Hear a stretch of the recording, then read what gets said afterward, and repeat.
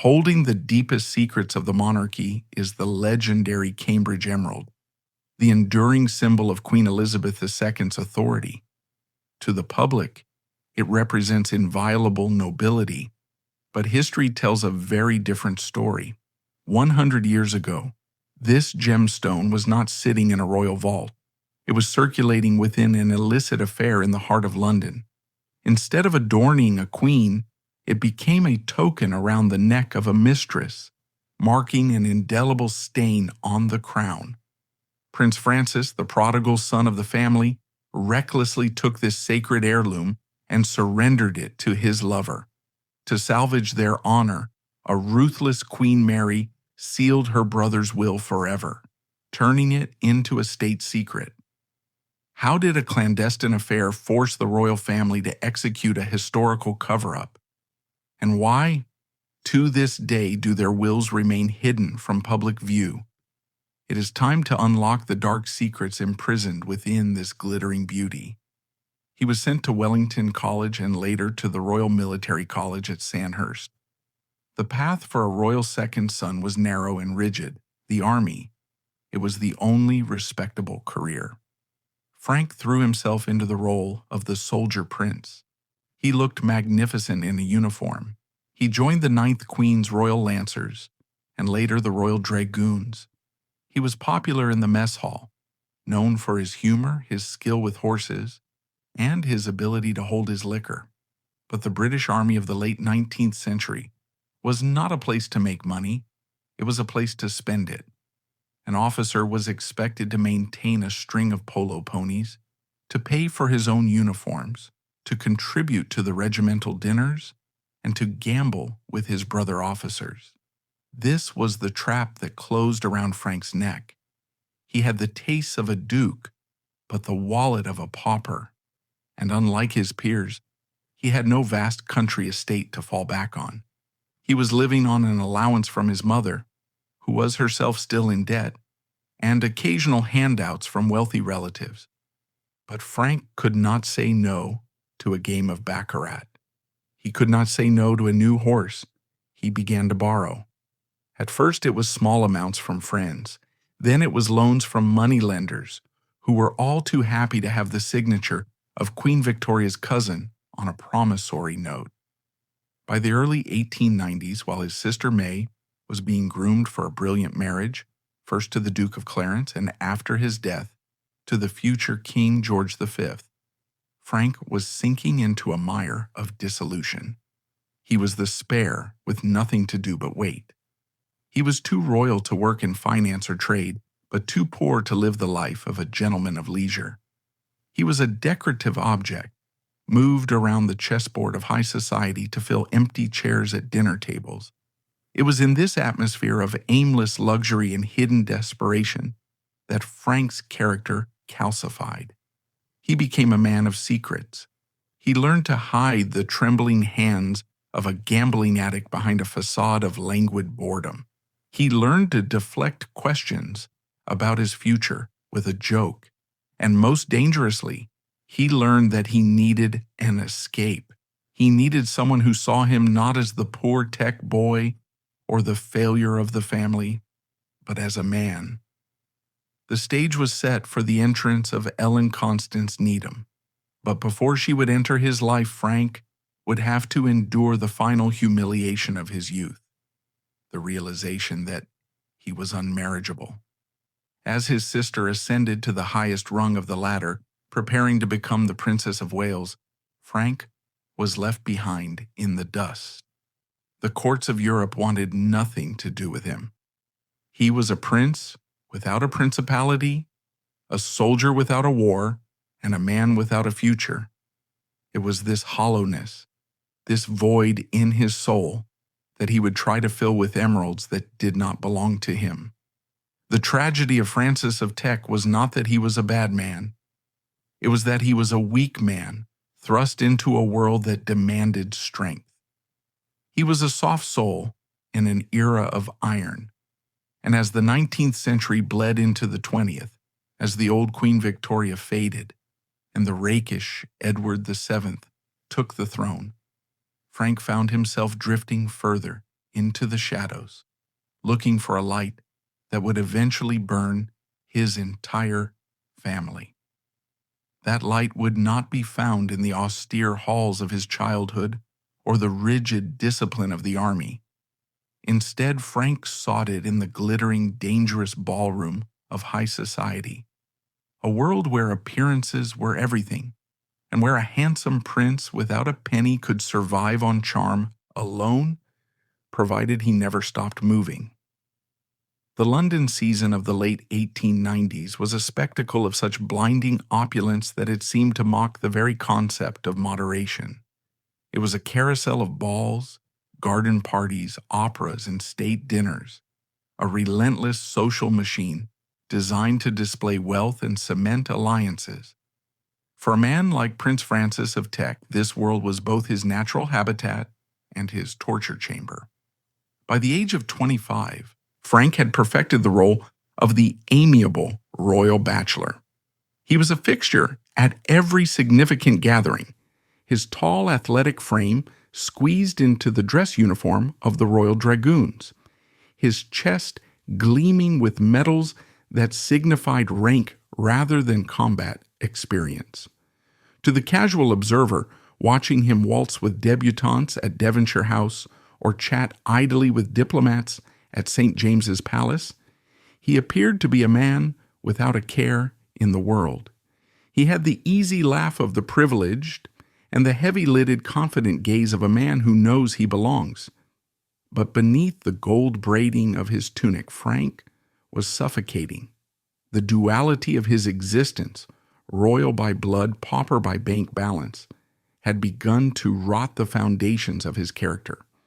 While his sister May was now the Duchess of York, living in the relative security of York Cottage and preparing to one day sit on the throne, Frank was living hand to mouth in a way that was uniquely humiliating for a prince. He was trapped in the poverty of the highborn, a state of being where one must tip servants lavishly, maintain expensive club memberships, and dress in the finest Savile Row tailoring, all while having practically zero liquid assets. His military career, intended to be his salvation, had become just another stage for his financial bleeding. In the 1st Royal Dragoons, he was surrounded by officers who were the sons of industrial tycoons or landed gentry with centuries of accumulated rents flowing into their accounts. They could afford to lose £500 on a hand of cards without blinking. Frank could not, yet the pressure to conform to be one of the chaps was overwhelming. To refuse a bet was to admit weakness. To skip a race meeting was to admit poverty. And so Frank played. He played with a desperation that he masked with nonchalance. He frequented the exclusive gambling hells of Mayfair, where the air was thick with cigar smoke and the scent of ruin.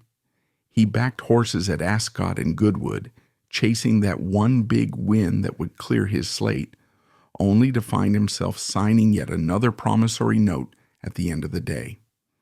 It was during these aimless, drifting years of the mid-1890s that the tech madness, that hereditary inability to understand the value of money, truly took hold of him.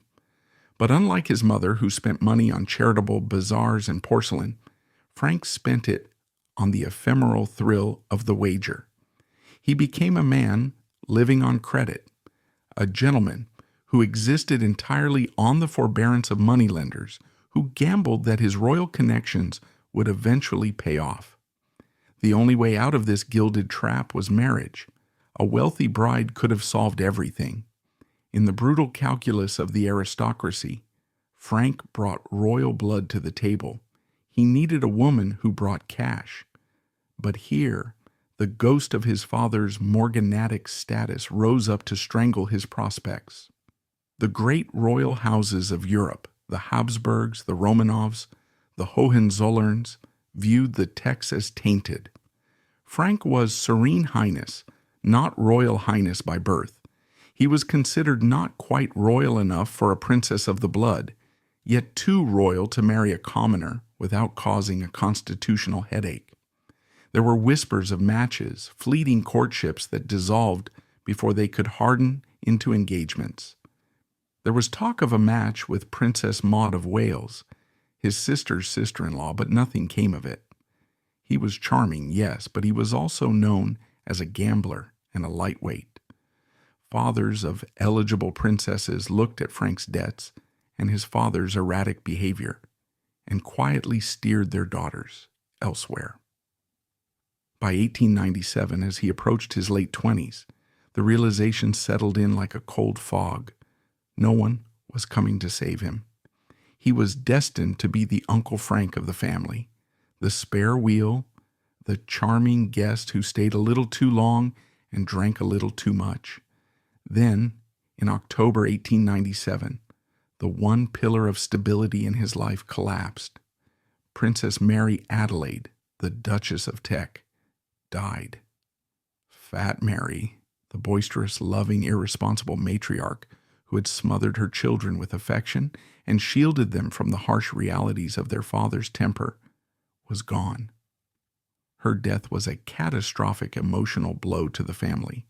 The Duke of Teck, Frank's father, effectively lost his mind with grief, retreating into a twilight world of senility and rage, requiring constant care. For Frank, the loss was absolute. His mother had been his champion, the one person who believed his charm was a talent rather than a vice. But her death brought with it a material change that would set the gears of the future scandal in motion. It was time to divide the Teck inheritance. The Duchess left behind a chaotic estate riddled with debts, but she also left behind her jewelry. And what a collection it was! Despite their poverty, the Tecks possessed pieces of immense historical significance, largely inherited from the Duchess's own mother, the Duchess of Cambridge. The crown jewels of this personal collection were the Cambridge emeralds. These were not subtle stones. They were aggressively magnificent. The parure included a stomacher, brooches, earrings, and necklaces featuring cabochon emeralds the size of walnuts, deep green and glowing with an inner fire. They were stones with a provenance, stones that whispered of the days when the Cambridges were the premier royal dukes. In the division of property, the family followed the custom of the time. As the eldest son, Frank was entitled to a significant portion of the valuables, not necessarily to wear, but to hold as capital, assets that formed the bedrock of his wealth. Frank inherited several of the most stunning emerald pieces. He also inherited diamonds, pearls, and other heirlooms. Suddenly, the pauper prince had a fortune in his hands, but it was a frozen fortune. He could not sell them. To sell family heirlooms would be a disgrace so profound it would lead to social exile. They were his to hold, his to guard for the next generation. They were a trust.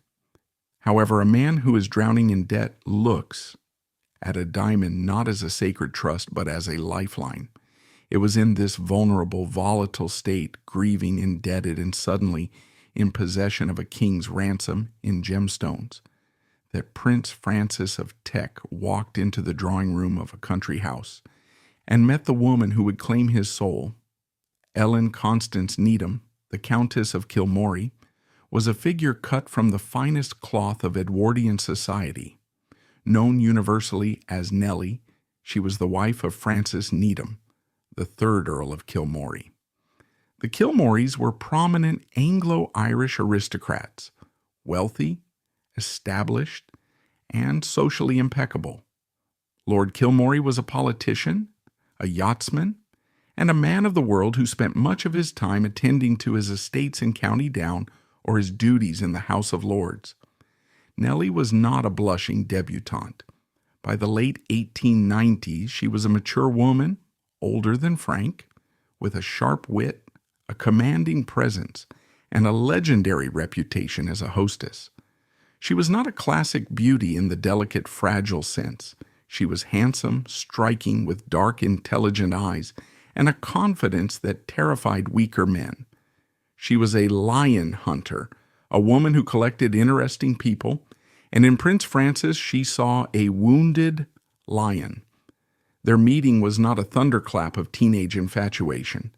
It was a meeting of needs. Frank, motherless and adrift, needed a woman who was strong enough to manage him, rich enough not to need him, and worldly enough to understand him.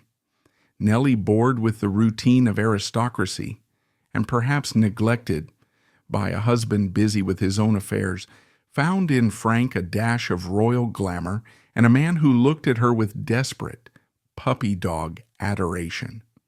The affair began, as these things often did, under the guise of friendship. Frank became a frequent guest at Morn Park, the Kilmorey estate in Ireland. He was seen in their box at the opera. He escorted Lady Kilmorey to charity fêtes when the Earl was unavailable. In the high society of the day, this cavaliere servente role was a recognized social archetype. It was perfectly acceptable for a bachelor prince to be the friend of a prominent married hostess. It provided him with dinners and company. It provided her with prestige. But the friendship rapidly metastasized into something far deeper and more dangerous. It became an intense, all-consuming passion. Letters began to fly between them, letters that went far beyond the polite boundaries of platonic affection. Frank found in Nellie the maternal authority he craved, combined with a romantic intensity he had never known. She became his dearest Nellie, his advisor, his banker, his lover.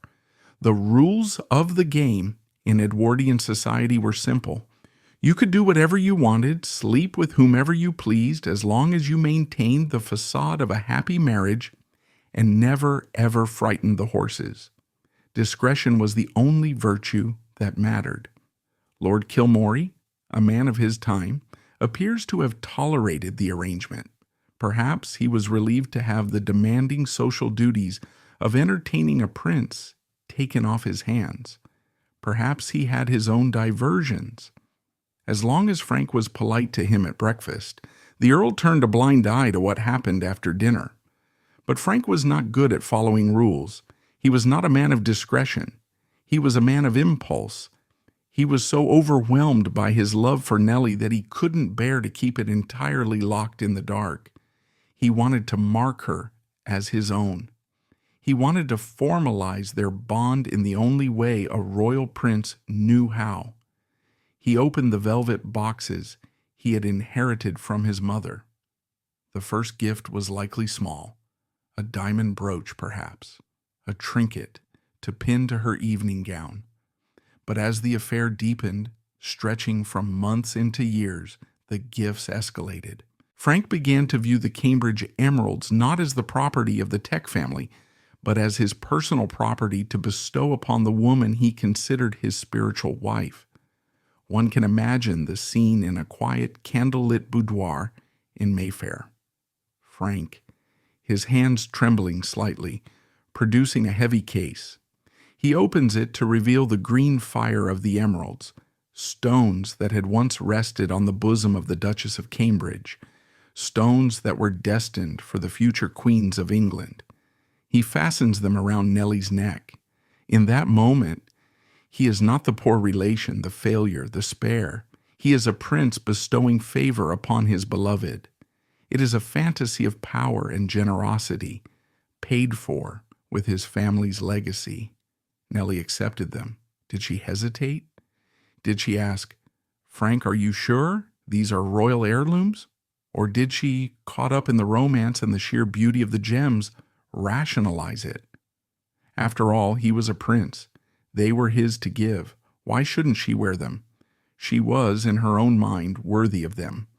And so, the Cambridge emeralds began to appear in society, but not on the women of the Tech family. They sparkled on the throat of the Countess of Kilmorey at the opera. They caught the light at balls where Queen Victoria's granddaughters were present. For those in the inner circle, those who knew the history of the jewels, it must have been a breathtakingly brazen display. It was an open secret. a whisper that ran through the drawing rooms of London. "Have you seen Nellie's new emeralds? They look suspiciously like poor dear Mary Adelaide's." But no one spoke a word to Princess May. The future queen was busy raising her children, supporting her husband, and preparing for her destiny. She was insulated by her own rectitude. She assumed her brother was merely being a foolish bachelor, perhaps borrowing money from the Kilmorys. She could never have imagined that he was systematically transferring the family patrimony to his mistress. As the new century dawned and Queen Victoria passed away in 1901, the Edwardian era exploded into life. It was a decade of excess, and Frank and Nellie were at the heart of it. But time was ticking. Frank's lifestyle, the rich food, the heavy smoking, the stress of his double life, was eroding his constitution. He was gaining weight. His breath was often short. He was a man burning the candle at both ends, terrified of the dark that awaited him in the middle. He had found love, yes, but it was a stolen love, anchored by stolen jewels, and built on a foundation of secrecy that was getting harder and harder to maintain. The tragedy was that Frank believed this arrangement could last forever. He believed he could live in this twilight world of the accepted lover until old age. He didn't know that he had less than a decade left to live. And he certainly didn't realize that by giving Nellie the emeralds, he wasn't just giving her a gift. He was handing her a loaded gun that would, upon his death, be pointed directly at the head of the British monarchy. But the trigger for this weapon was not pulled immediately. For a time, the danger lay dormant, masked by the sheer excess of a new age. As the somber Victorian century gave way to something far more reckless, Frank found himself swept up in a cultural revolution that would encourage his worst instincts and accelerate his slide toward disaster. The Edwardian era, which officially began with the death of Queen Victoria in 1901, was not merely a change of monarch. It was a fundamental shift in the atmosphere of the British Empire. If the Victorian age had been a long, somber Sunday afternoon in a dusty library, the Edwardian age was a glittering, champagne-soaked garden party that lasted for a decade. It was an era defined by the pursuit of pleasure, a time when the aristocracy, sensing that their absolute power was waning, decided to enjoy their sunset with a reckless abandon. King Edward VII, Bertie, was the architect of this new world, a man who loved racing, gambling, food, and women with equal and voracious appetites. For Prince Francis of Teck, this new world should have been a paradise. He was in many ways the perfect Edwardian prince. He was not burdened by the heavy moralistic intellect of his father's generation. He was a creature of the salon and the club, a man whose talents lay in the cut of a coat, the telling of a joke, and the ability to make a woman feel like the only person in the room. With his brother-in-law now the Prince of Wales and heir to the throne, Frank was closer to the center of power than he had ever been. He was a member of the Marlborough house set, the exclusive circle that revolved around the king. He had access, he had status. But beneath the surface of this hedonistic playground, Frank was living a life of quiet desperation that was becoming increasingly difficult to conceal. The paradox of his existence had only sharpened. As the brother of the future queen, his social expenses skyrocketed. He was expected to be everywhere. The royal box at Ascot, the regatta at Cowes, the shooting parties at Sandringham. Yet his income had not changed. He was still the poor Teck, engaging in a frantic juggling act of loans and debts to keep up appearances. It was in this high-pressure environment that his relationship with Ellen Constance Needham, the Countess of Kilmory, solidified into the central pillar of his existence. By the early 1900s, their affair had moved beyond the initial flush of romance into something far more structural and domestic. It was an amitié amoureuse, a loving friendship, that encompassed both sexual passion and deep emotional reliance. In the secret geography of London society, the Kilmorey townhouse became Frank's true home. To the outside world, the arrangement was a masterpiece of aristocratic camouflage. Frank was the ami de la maison, the friend of the family. He was on excellent terms with the Earl of Kilmorey.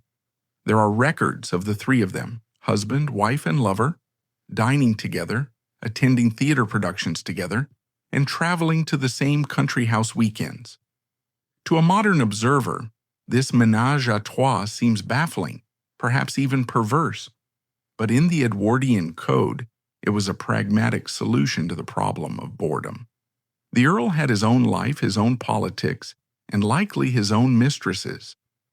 Frank provided Nellie with the attention and excitement that a long-married husband could not or would not provide. As long as the surface of the lake remained unrippled, the currents beneath could flow wherever they pleased. However, Frank was not content with merely being a visitor in Nellie's life. He wanted to be her provider. This psychological need to be the man in the relationship, despite being the one with less money and no house, drove him to continue his raid on the Tech family vault. The transfer of the jewels was not a one-time event. It was a slow, steady hemorrhage. We must visualize the sheer audacity of what was happening. These were not generic diamonds bought from Cartier on Bond Street. These were the Cambridge heirlooms. There were stomachers, gigantic brooches meant to be pinned to the bodice of a gown, encrusted with diamonds and centering on massive emeralds. There were bracelets that had been worn at the coronation of Queen Victoria. These items were catalogued, they were known, and they were unique. When the Countess of Kilmorey walked into a ballroom at the height of the season, wearing a necklace that suspiciously resembled the one the late Duchess of Teck had worn in her official portraits, a ripple of silent shock would pass through the room. The old guard of the court, the dowagers with sharp eyes and long memories, knew exactly what they were looking at. They recognized the stones. They knew that Frank had inherited them. And they knew he hadn't sold them because to sell them would be a public bankruptcy. Therefore, he had given them to her. It was a flagrant breach of protocol. It was a statement of ownership. By wearing them, Nellie was publicly claiming Frank. She was saying without uttering a word, "I am the one he loves. I am the one he honors." For Frank, seeing her in those jewels must have been a potent aphrodisiac. It legitimized their union in a way that the church never would. It made her his princess, crowned with his family's legacy. But where was his sister in all of this? Where was Princess May? May, now the Princess of Wales, was living a life of increasing isolation and duty. She was preparing to be queen. Her life was a rigid schedule of official visits, charity work, and the raising of 5 sons and a daughter. She adored her brother Frank. In her eyes, he was still the golden boy of the nursery, the fun-loving, slightly irresponsible younger brother who needed looking after. But May possessed a peculiar blindness when it came to the sins of those she loved. She knew Frank gambled. She likely paid off some of his debts quietly. She knew he had female friends. But the idea that he would give away their mother's jewels, the sacred relics of the Tech family, was simply outside the realm of her imagination. It was too grotesque a betrayal to even contemplate, so May saw what she wanted to see.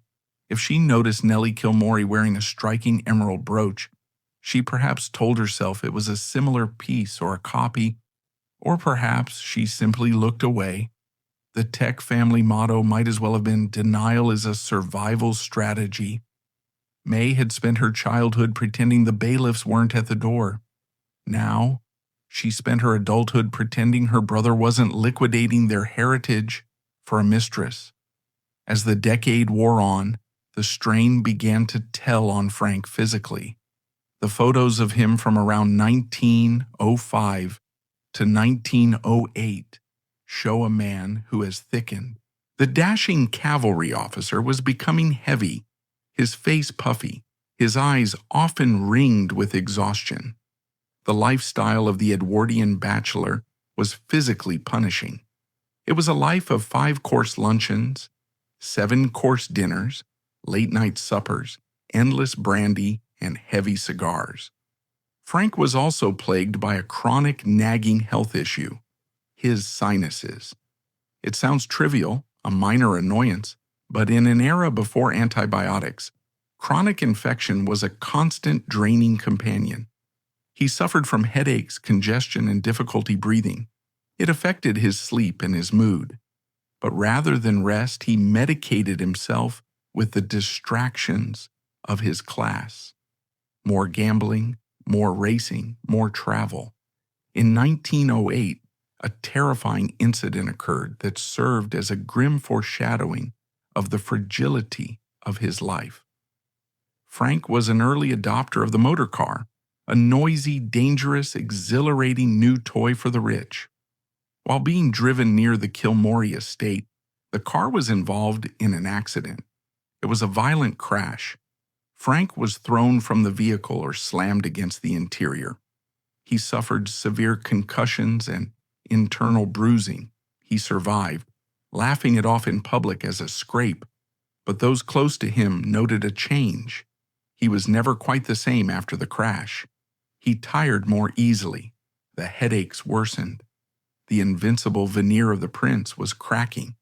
The accident seemed to instill in him a sudden morbid awareness of his own mortality. It was around this time, in the shadow of his declining health, that the question of his will began to fester in his mind. A man who knows he might not live to see old age begins to worry about what he leaves behind. Frank had no children. He had no land. He had no legacy in the traditional sense. All he had were the jewels and the woman he loved. He must have agonized over the decision. He knew the rules. He knew that upon his death, the proper thing to do was to return the jewels to the family, to leave them to May or his brothers, Dolly and Alge. That was the dynastic duty, to keep the collection intact. But Frank was bitter. He was bitter about his perpetual poverty. He was bitter about the way the royal establishment had marginalized his father. And he was fiercely, defensively protective of Nellie. He knew that if he died, Nellie would be left with nothing but memories. She would be cast aside by society, the widow of a living earl, with no claim on the man she had actually loved. He wanted to secure her. He wanted to ensure that she kept the tokens of his love. He convinced himself that he had the moral right to do so. They are mine, he would have reasoned. Mother left them to me. They are my property to dispose of as I wish. It was a delusion, of course. In a royal family, you never truly own anything. You are merely a custodian for the next generation. But Frank, lying awake in the guest bedroom of Morn Park, listening to the wind howl across the Irish Sea, decided to break the chain. He visited his solicitors. The drafting of the will was a secretive affair. He did not consult his family. He specifically enumerated the items: the Cambridge emeralds, the stomacher, the necklaces. He wrote Nellie's name in ink, cementing her claim. It was an act of defiance. It was a way of forcing the world to acknowledge her importance to him. It was perhaps the only time in his life he felt truly powerful. He was dictating terms to the future. By 1910, the atmosphere in Britain was changing. The carefree days of King Edward were ending. The king's health was failing, and the political situation was growing tense. The people's budget had caused a constitutional crisis. The House of Lords was under attack. The monarchy was feeling the pressure of a changing world. In May 1910, King Edward VII died. The nation plunged into deep mourning. Frank's brother-in-law became King George V, and his sister became Queen Mary. The stakes had suddenly become infinitely higher. When Frank stood at the funeral of King Edward, Watching the procession of monarchs and princes, he must have felt the weight of the secret he was carrying. He was now the brother of the queen. His actions were no longer just the foibles of a minor royal. They were potential scandals for the crown itself. Yet, he did not change the will. Perhaps he thought he had more time. He was only 40. He was planning to go to Marienbad for the cure. He was planning the next hunting season. He didn't know that the clock had already run out. In late summer of 1910, the court moved to Balmoral. Frank went with them. It was meant to be a relaxing autumn of stalking deer and playing bridge, but the damp, chill air of the highlands was the worst possible environment for a man with chronic respiratory issues. The nagging pain in his nose became unbearable. He couldn't breathe. He couldn't sleep. The doctors were consulted. They recommended surgery, a submucous resection to clear the blockage. It was a brutal procedure in 1910 involving chiseling away bone and cartilage, often with cocaine as a local anesthetic. Frank agreed. He was desperate for relief. He wanted to be well enough to enjoy the new reign, to enjoy the prestige of being the Queen's brother. He checked into a nursing home in London for the operation, intending to recover quickly and return to the side of his beloved Nellie. He didn't know that he was walking into his grave, and he certainly didn't know that the piece of paper locked in his solicitor's safe was about to detonate. As the anesthesia mask was lowered over his face, Frank's last thoughts were likely of her, of Nellie, and of the green fire of the emeralds that he had draped around her neck, a chain that bound them together against the world. He drifted into darkness, believing he had secured their love. He had no idea that he had just declared war on his own sister. That war, however, would not be fought on a battlefield with cannons and cavalry. It would begin in the most mundane and clinical of settings. As Frank made his plans for the future, believing he had secured his legacy, fate was preparing to intervene in a quiet room in Marylebone, where the final act of his tragedy was waiting to unfold. The nursing home at number 15 Welbeck Street in Marylebone was a place of hushed voices and sterilized efficiency, a discreet sanctuary where the wealthy went to recover or to die. In October 1910, this unremarkable townhouse became the epicenter of a royal crisis. Prince Francis of Teck had arrived there with the optimism of a man finally addressing a nagging annoyance. The nasal blockage that had plagued him for years, making his breathing labored and his nights restless, was to be corrected. The surgery, a submucous resection, was considered standard for the time, though in the days before antibiotics and sophisticated anesthesia, even a standard procedure carried the shadow of mortality. Frank was confident. He was 40 years old, a former cavalry officer, a man who had survived a high-speed car crash. He viewed the operation as a minor interruption in his social calendar.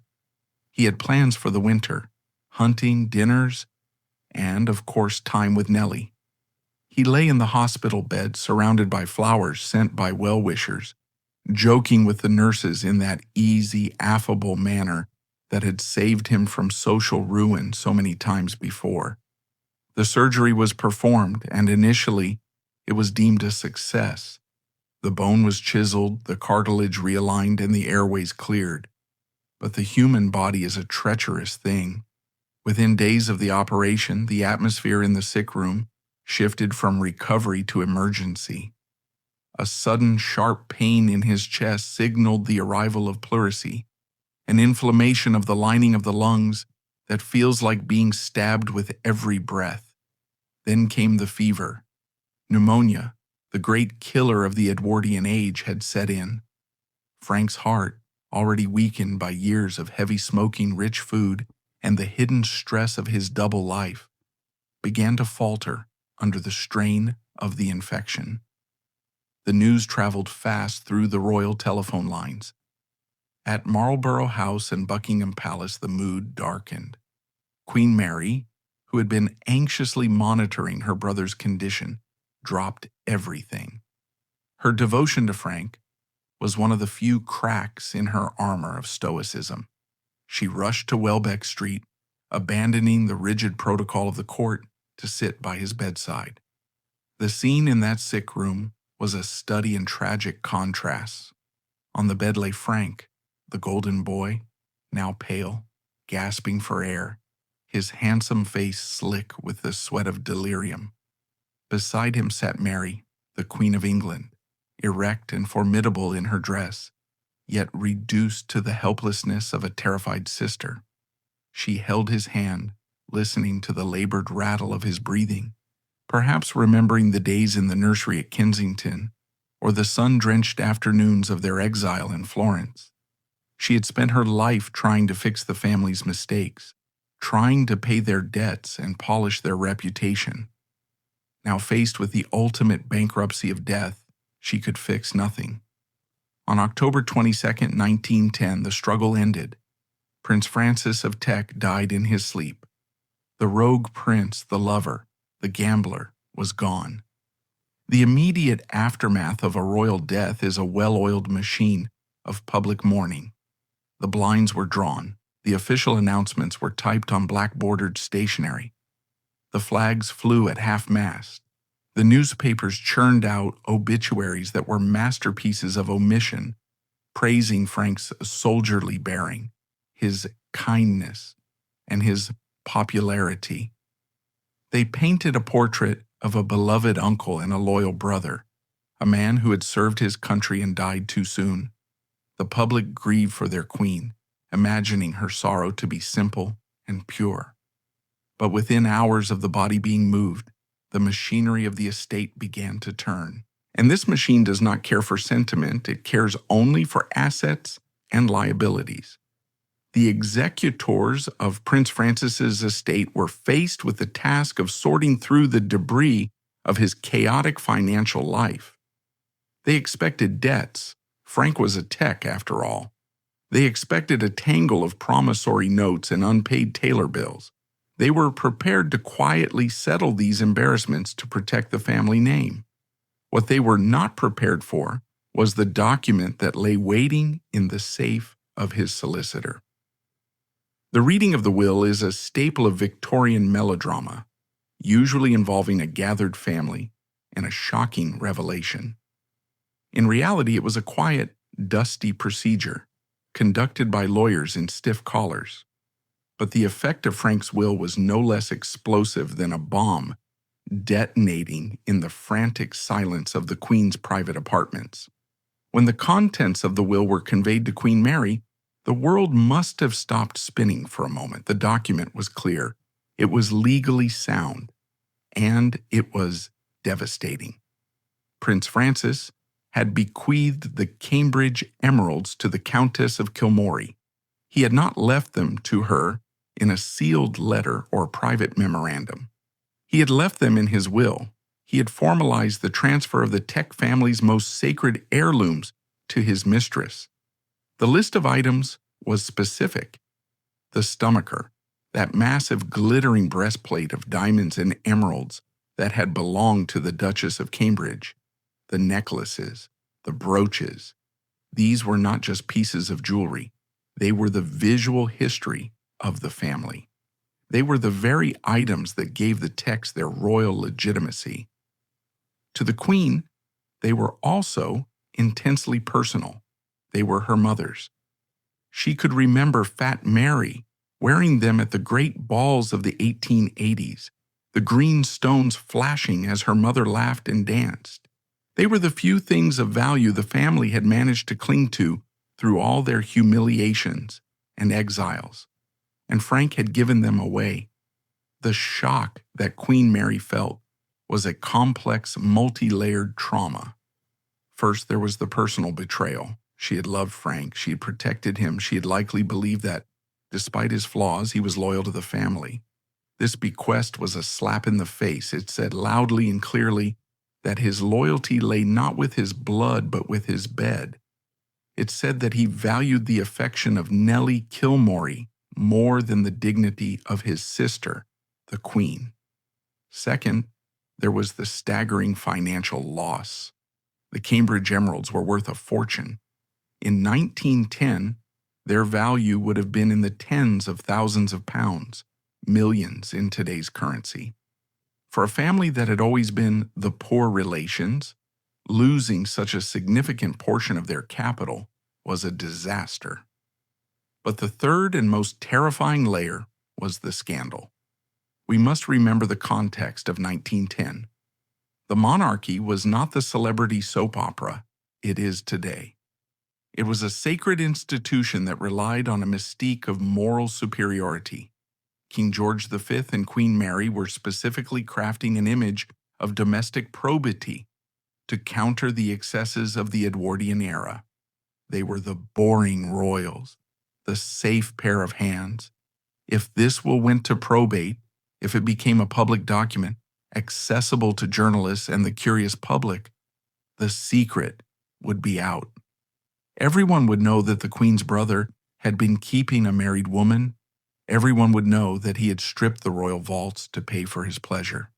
The Countess of Kilmorey would be publicly identified as the owner of the Queen's mother's jewels. Imagine the cartoons in Punch or the satirical magazine. Imagine the whispers in the House of Commons. The socialists already agitated would point to this as proof of the moral rot of the aristocracy. The Queen's jewels on a mistress's neck was a headline that could destabilize the throne. Queen Mary, standing in the center of this gathering storm, did not weep. She did not scream. She did what she had always done.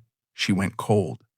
The May of Teck who had managed her parents' debts, who had smiled through her exile in Florence, who had married her dead fiancé's brother for the sake of duty, that woman took charge.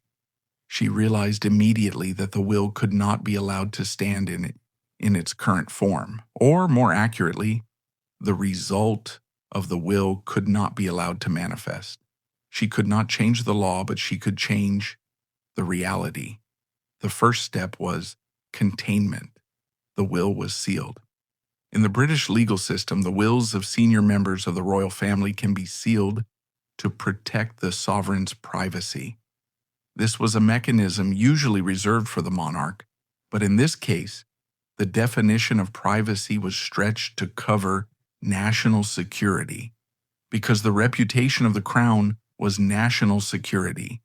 The public would not see the document, but sealing the will was only a paper victory.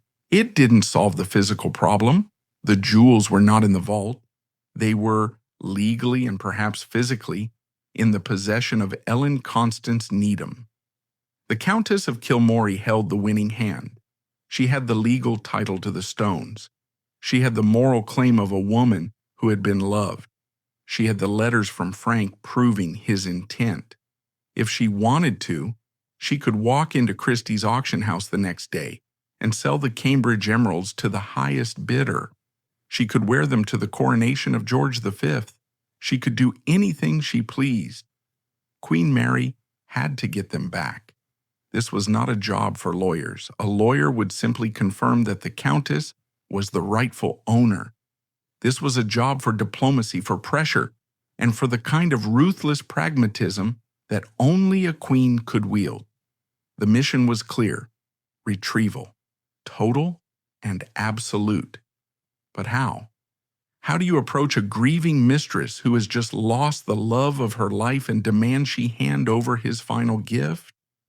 How do you negotiate with a woman who knows your darkest secrets? The queen began to mobilize her resources. She needed an intermediary, someone discreet, someone who knew the Kilmoreys, someone who could deliver a message that was part plea, part threat, and part business transaction. The timeline of what happened next is shrouded in the fog of royal discretion, but we can reconstruct the events through the few fragments that escaped the censor's pen. The queen did not act in a rage.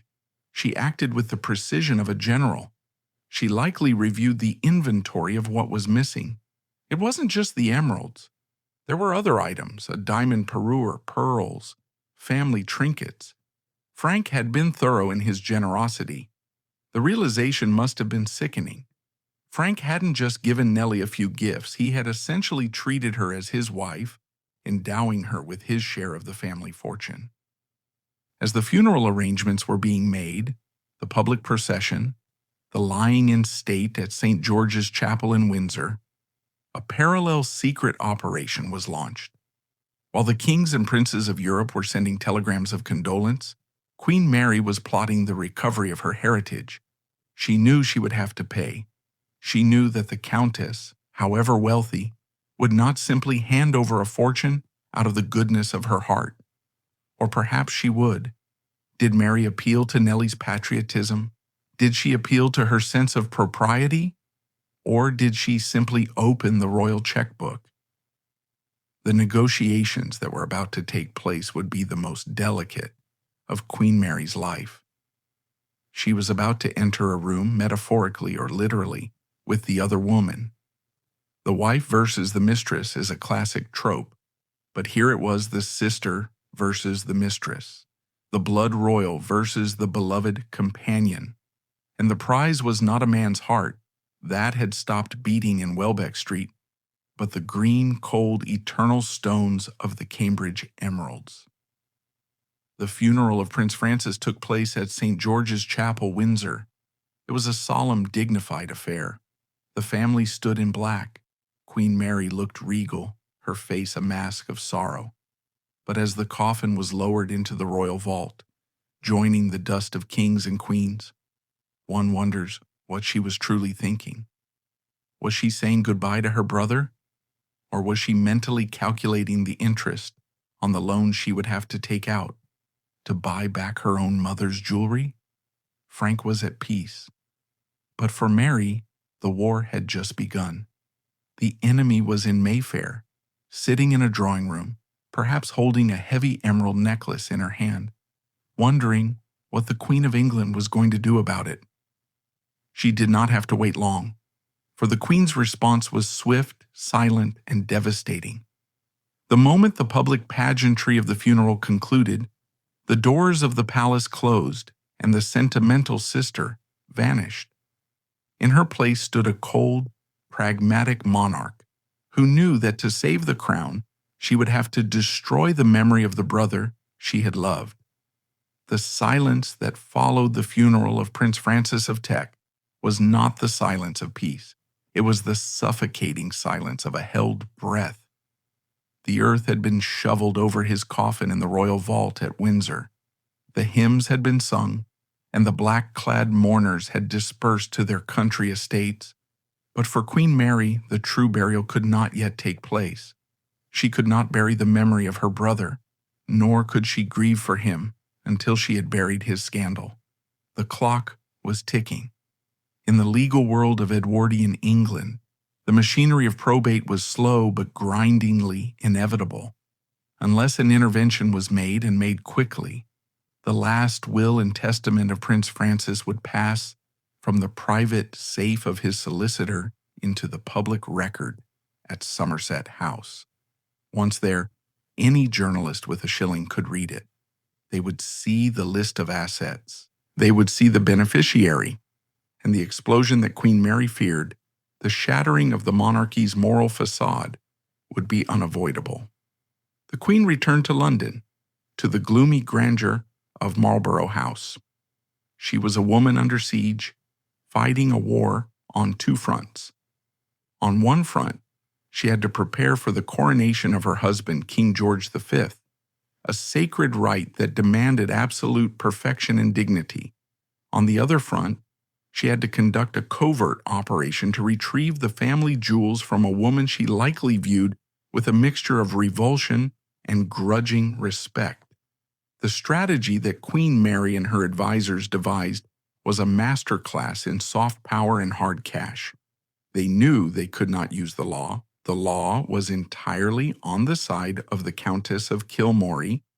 Francis was of sound mind when he wrote the will. The jewels were his to give.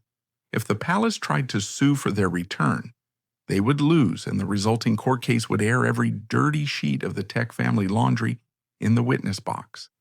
They would have to admit that the Queen's brother was a long-term adulterer, that he had raided the family vaults, and that the Queen was trying to renege on a dead man's wishes.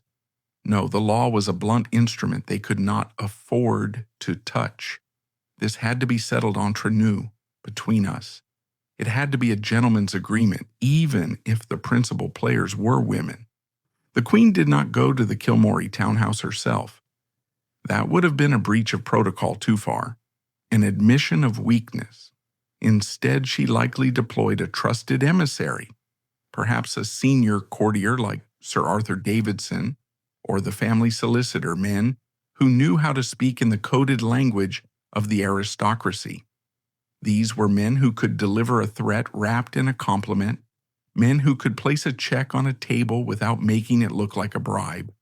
We must try to imagine the scene from the perspective of Ellen Constance Needham, the Countess of Kilmorey. She was sitting in her home, surrounded by the silence of her own grief. She had lost Frank, the man who had adored her for over a decade. He was the man who had written her letters of passionate devotion, the man who had made her feel like a queen. And now the actual queen wanted to erase him. When the emissaries arrived, the pressure on Nellie must have been excruciating. She was a wealthy woman, yes. She was a peeress of the realm, but she was not royalty. The social gap between a countess and a queen is a canyon.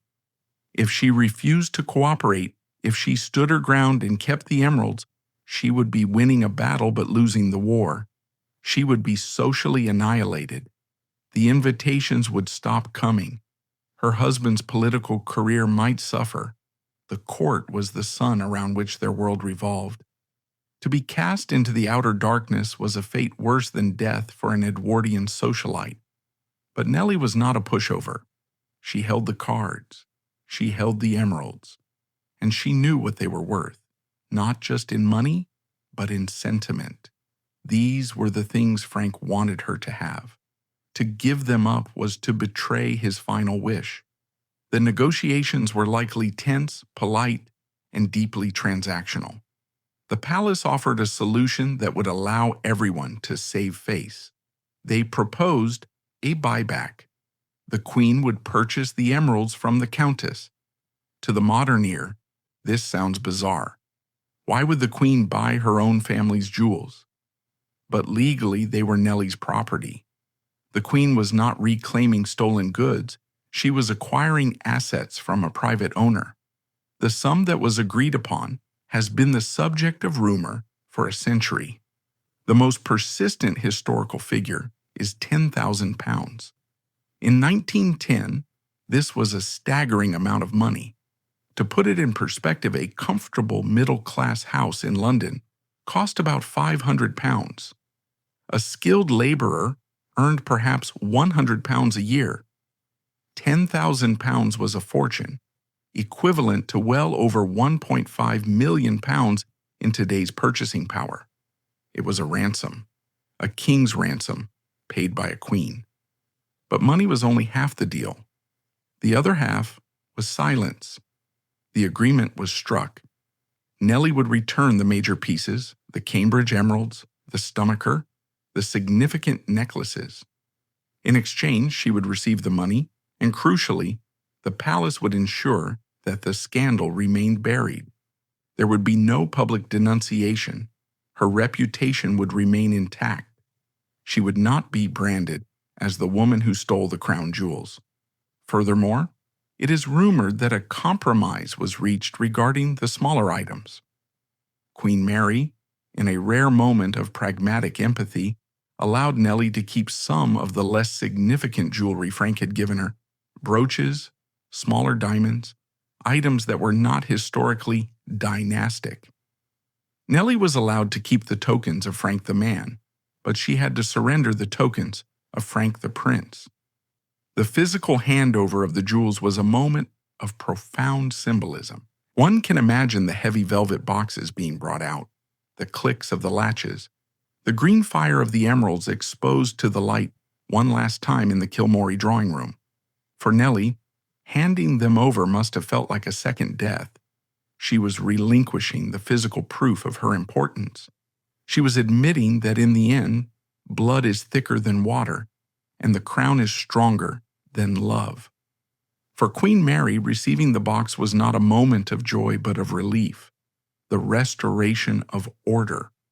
When the box was placed in her hands, she wasn't just holding gemstones, she was holding the integrity of her family.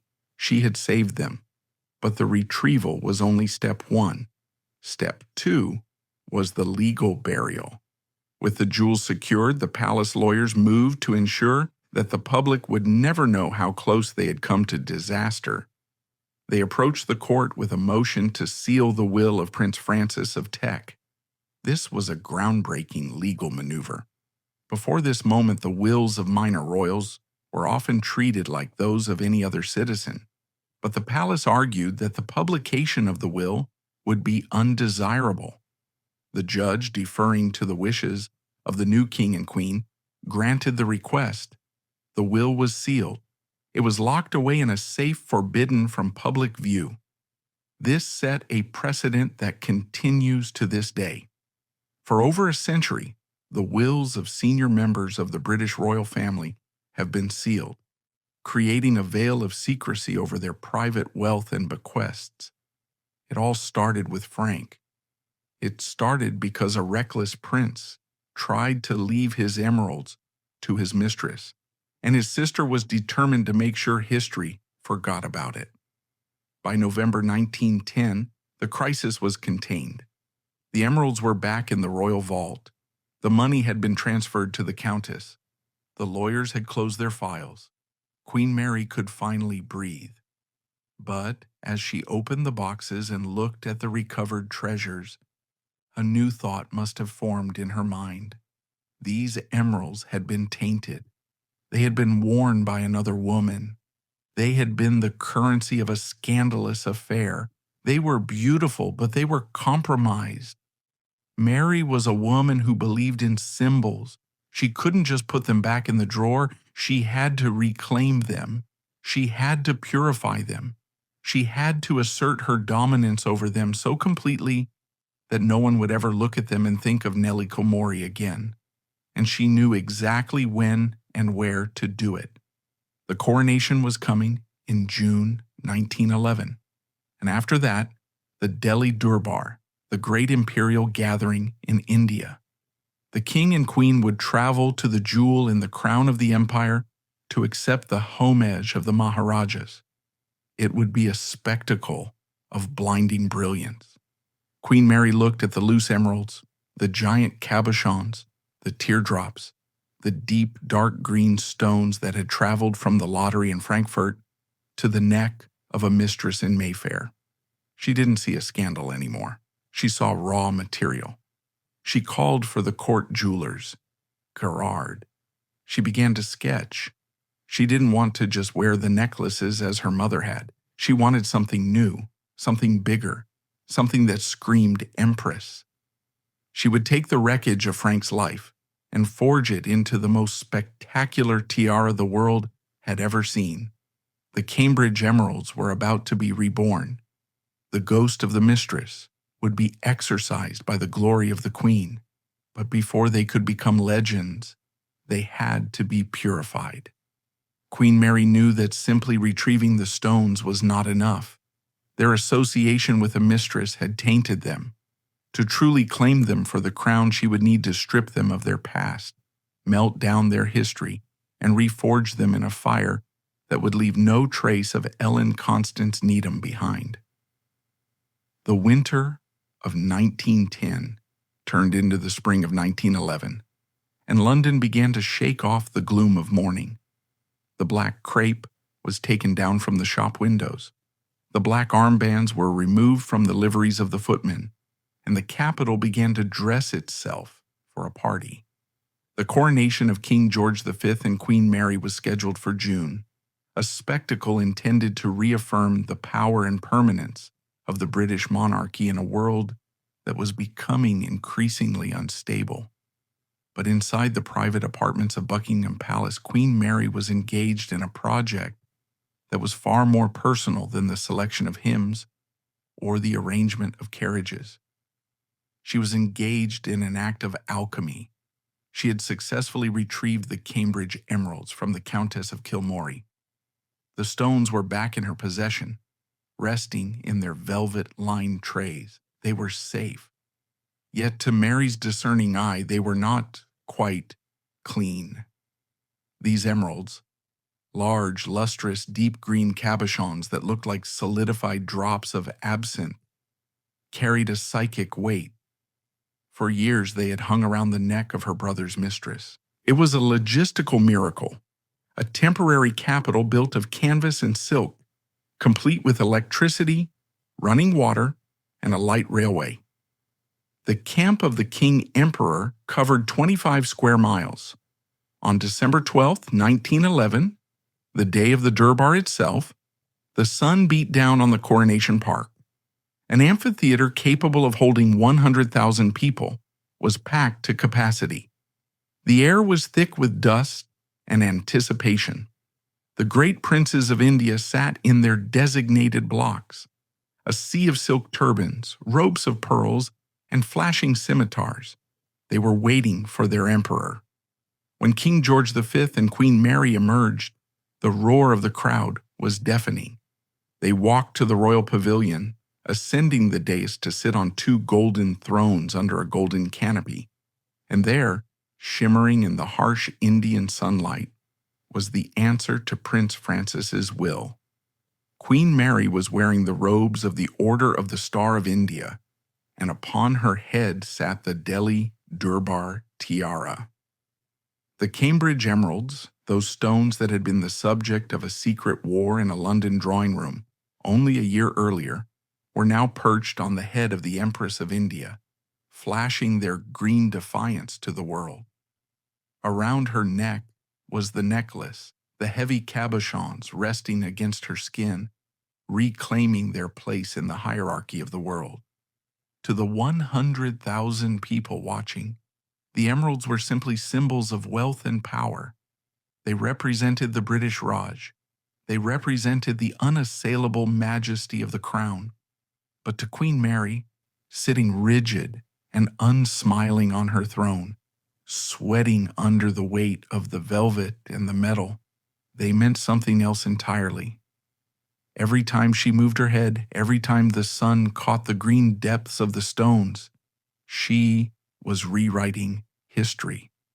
Frank gave you to her, the stones seemed to say. But I took you back, Mary's silence replied. I took you back, and I made you greater than you ever were. It was the ultimate victory of the institution over the individual. Frank's love for Nellie was a human, messy, fragile thing. It had died with him. But the monarchy was eternal. It ate people, it ate tragedies, and it ate scandals. And it turned them into pageantry.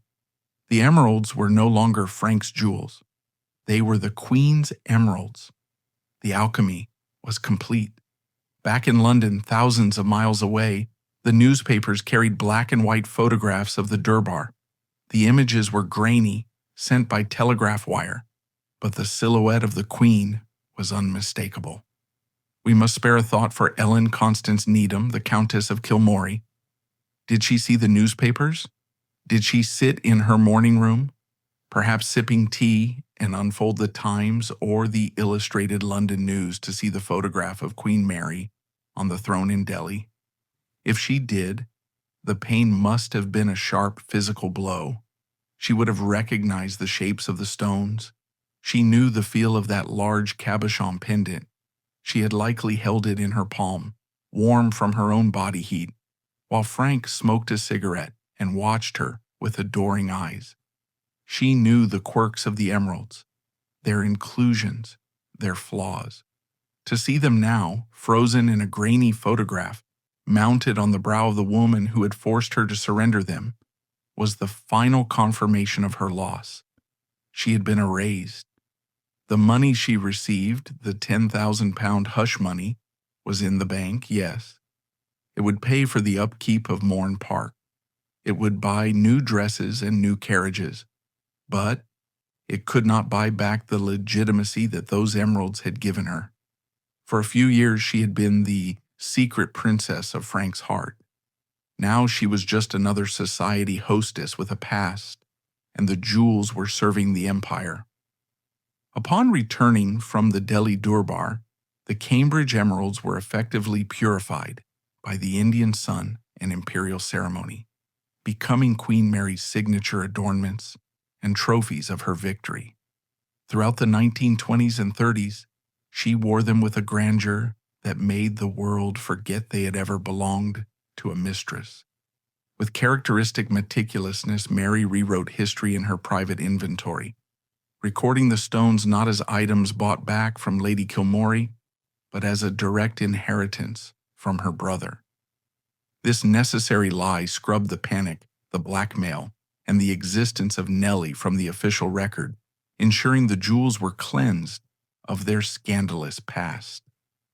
While the Countess of Kilmorey died in obscurity, Queen Mary survived to pass the collection to her granddaughter, Queen Elizabeth II, in 1953. The young monarch received the emeralds simply as Granny's chips, likely unaware of the tears and illicit love that had once surrounded them. By placing the gems on the new sovereign, making them some of the most photographed jewels in the world, Mary executed her final masterstroke, hiding the secret in the most public place imaginable. The scandal was successfully calcified into tradition, and the emeralds became symbols of continuity and stability rather than recklessness. However, Prince Francis left a legacy far more enduring than the jewels: the machinery of silence. The legal order obtained by Queen Mary to seal his will in 1910 created a precedent that shapes the British monarchy to this day. Frank's scandal is the historical reason why the wills of senior royals remain secret. The Black Sheep Prince inadvertently became the architect of the modern royal veil of privacy.